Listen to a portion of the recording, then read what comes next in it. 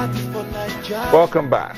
Now, the LNG Act. General Manager, External Relations Division of NLNG Limited, Mr. Kudo Eresiake, has kicked against the recent amendment of the NLNG Act by the House of Representatives, which is subjecting the company to 3% Niger Delta Development Commission levy.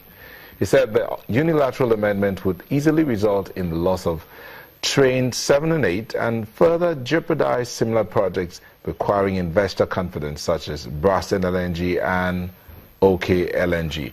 And that with a rating of 169th out of 190 on the Global Ease of Doing Business Index, Nigeria would further weaken its position to attract foreign investment by worsening the already bad situation through an amendment of such. Whew. Well, we have guests in the studio. They are not NLNG staff, but they say they are concerned citizens of Bonny.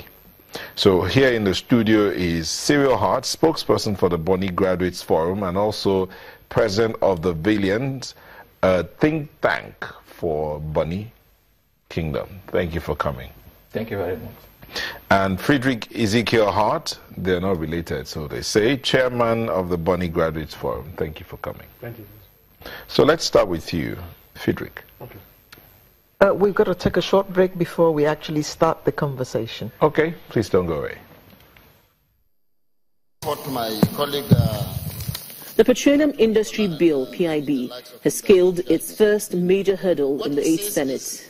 The Senate has passed the first part of the PIB, which is the Petroleum Industry Governance Bill, PIGB. A bill for an act to provide for the governance and institutional framework for the petroleum industry and for other related matters, 2017, third reading taken. The bill is now read and passed. The upper chamber divided the PIB into 3 parts to make for an easier passage. The Petroleum Industry Governance Bill is expected to create a conducive business environment for petroleum operations, enhance exploration of petroleum resources for the benefit of Nigerians, optimize domestic gas supplies, establish profit-driven oil entities, and create efficient and effective regulatory agencies in the petroleum sector. To create efficient and effective governing institutions with clear and separate roles for the petroleum industry. The key components of the Petroleum Industry Governance Bill are restructuring the NNPC by splitting the assets and liabilities of the NNPC into 2 new commercial entities, namely the National Petroleum Company and the Nigeria Petroleum Asset Management Company. Establishment of the Nigeria Petroleum Regulatory Commission. This commission shall ensure compliance with all applicable laws and regulations governing the petroleum industry. The PIGB also provides for the incorporation of the Nigeria Petroleum Liabilities Management Company to hold assets including shares in the Nigeria Petroleum Assets Management Company and the National Petroleum Company on behalf of the federal government. In addition, the PIGB also establishes a Petroleum Equalization Fund, which is expected to ensure efficient distribution of petroleum products throughout the Federation. For federal lawmakers, the passage of the PIGB is a major achievement. now by the governance bill now we have created entities that are going to manage, critical aspects of the oil industry and who are relatively, independent. We have separated the minister, and give him his roles. We have separated so many things. And one of the key things is that the president cannot remove any of the commissioners by the time you look at it without the approval of the National Assembly. So it creates that independence on the part of the Commission to regulate the industry. There are 2 more parts of the PIB left to be passed, namely the Petroleum Industry Fiscal Bill and the Host Community Development Bill. However, none of these bills, including the PIGB, can become law without the House of Representatives also passing the bills. Linda Akibi, Channels Television News.